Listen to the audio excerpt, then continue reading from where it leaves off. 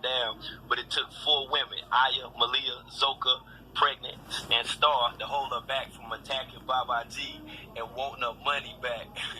She kept pleading that it all couldn't be gone 1 and 2 days.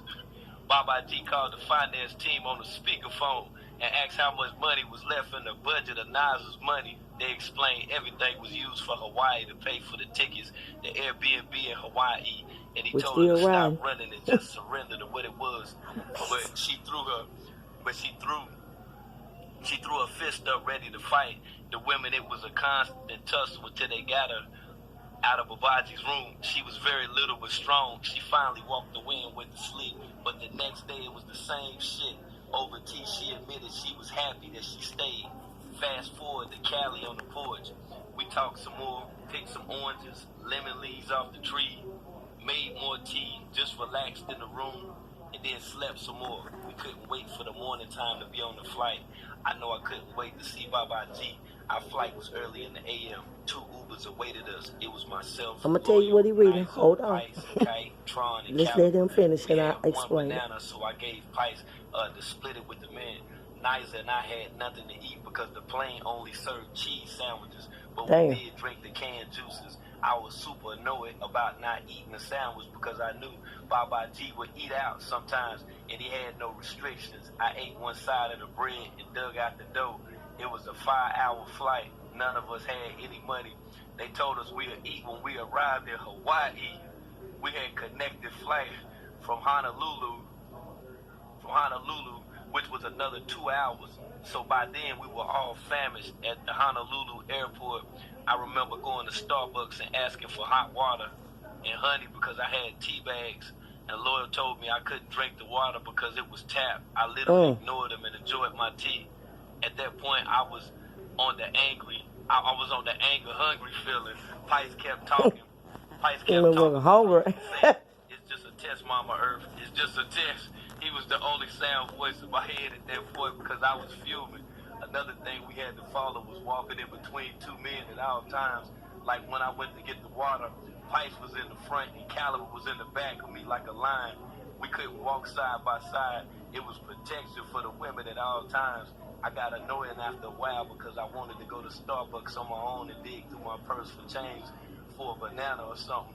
But every step I took was monitored like a hawk, no matter where you were in the house or out someone was always in your face. Let me explain. We also had battle buddies. He's reading a book that Nature Boy is back. He back. And he reading, this is World News, and he's reading a book that one of his cult members wrote on what's going on in that cult. Like everybody been saying, it's a damn cult. And the lady wrote a book. So now he's reading out of chapter 2, I think, of the book. We've already read chapter 1 earlier today, and I listened to it. So we're listening to chapter 2 that her name is Earth, that wrote a book on Funk Bop Nasty Ass Nuts Stinky Dick Nature Boy. That's her program. Funk Bop Boy. She said, no, it's not violating. I just want to know you. I told her, well, I'm right here, but if you don't need anything from the bag, I have nothing to hide while you still in there. I started to get loud and the other women got involved. Then she tried to turn the story around and said she was trying to figure out whose bag it was, but she realized it was my bag and stopped looking, which was total hogwash. Malia then said one time Aya left her phone in the room recording us while she was in the kitchen cooking, and I saw her recording. I was completely baffled. I knew then she was an informant, always looking for something to report to Babaji. Brown nosy, because otherwise she had nothing to talk about because he was never sexually on her because this World News. She was the most boring sex he ever had. She makes no noise whatsoever. I began to really dislike her after the incident and kept a close eye on her. Then one day she came and asked me for my phone. She said she needed to take pictures of the kitchen food to post, and she needed to use a good phone to edit first before sending it. I let her have the phone, which she kept for about 30 minutes. I didn't say anything, but I was y'all go follow Word. Super annoyed. She bought the phone back and then a few times, and then a few minutes again. You talk about a little bit of everything. I like Word. That's the only person I follow. She was Word. done. I gave it to her without blinking. Well, I type in his chat, and then I trusted the universe to guide me, but I was thankful. fucking I got to see with, her true okay? colors and knew she was not to be trusted because prior to the incidents, I thought she was an angel. So we finally made it to Hawaii, and Musa was there to pick us up, and he was very welcoming. When we got in the car, there was a lot of cookies, snacks, and ginger beer. Ginger beer. And I thought it was all for us when I saw it. I bet that's but Musa quickly nasty. told us Solar Noon is waiting at the house for us. That's how things were set up with the I got a margarita. Babaji would eat totally different meal than the family and whoever with him at the time before the girl came back to eat with him. Like the day when he had Chipotle and Babaji Chipotle. food, the rest of the family had lentils and rice. He kept pistachios, that's what y'all get. drinks in his room, which no one else had access That's what the to. fuck y'all get. Y'all wanted to go over there and be with the Babaji. He eats Chipotle. Y'all motherfucker ass eat. What is it? I ain't never even ate him. Some kind of damn bean. He's the only one eating fries. What? And ginger beer. I literally be drooling. Babaji eat french fries. He don't eat no french fries. He's a vegetarian. I already saw the video on Instagram of Babaji on live waking up at 5 a.m. to the sunset and telling the world we arrived in Hawaii and showing the camp set up. It looked so beautiful. We were super excited, even though we were told the groups would be separated between two houses. Everyone stayed in the same house the first 2 days before we all got arrested before Babaji. That's when they went to Hawaii then. Okay, she wrote a book and he reading the book. She's telling what went on when they went to Hawaii in the book. By the time Babaji started doing the live, people were telling him that the Hawaii officials were after him. 2 agents even got on the live with him pretending to just be native, asking questions, but they made him admit on camera that he was on the beach, even though he had already deleted the videos and of touching the turtles up until the night before the arrest. We were enjoying the house and having back-to-back meetings. Babaji had called he touched the turtle while they was over in Hawaii on the corona, and that was against their rules, and they got rid of it and made his ass come back. A lot of y'all probably don't know who Nature Boy is. I hadn't talked about him, but I guess eventually I will talk about Funk by Boy. I can't stand his motherfucking ass. And nowhere near ready for a relationship. Then he came back around. And all of the damn scenes. Because at first I wasn't ready to answer, but I eventually said I wanted someone who was with me and out of choice, not obligation or overextended commitments. A man who chose me daily, who wanted to be with me, and he cut me off and said, "Ooh, vamp, you're out of time. You want it soul. You're also feeling a void, and you're supposed to be more mature and actually able to be in a relationship, but your knowledge is not compared to the youngest people around you. You just had communication skills for the world." I stayed quiet and curled up in my chair. Again, this is World News, reading a chapter out of the book, okay? He went on to Zokia before she could even begin. He said, "You let Solar do this to you. Look at your face and skin, Zoka." Then he addressed Solar and said he had given Zoka extra love because he knew she needed to heal her skin.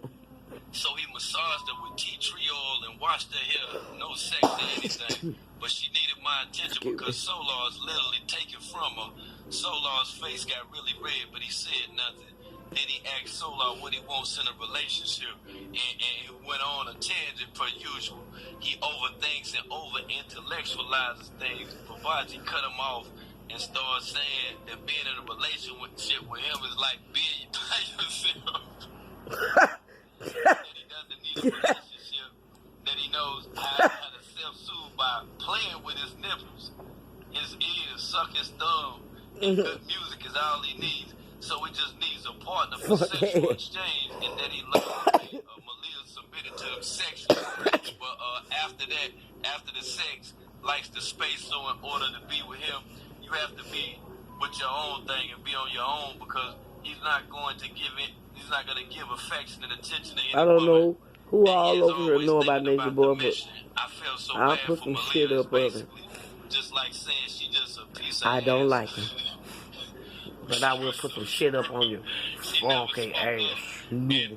And she was happy to get out. Cause I don't like whenever she could from him. And as for Zoka, no one but him and Aya would know what they did in the bathroom. But I was grossed out even after little bony ass Aya. Speech on being in a relationship with this being on your own. He went on to say that some women just have the kind of pussy that make you weak no matter how much you just try to see them. It's just pussy, then you get some you haven't had in a while. It's like, damn, I need some back and been missing out. It felt like an undercut jab to Solar, and everyone just kind of went silent. Wow. I was turned off. Ooh, you sound like a womanizing pig, like a woman. It's just a piece of meat to fuck on.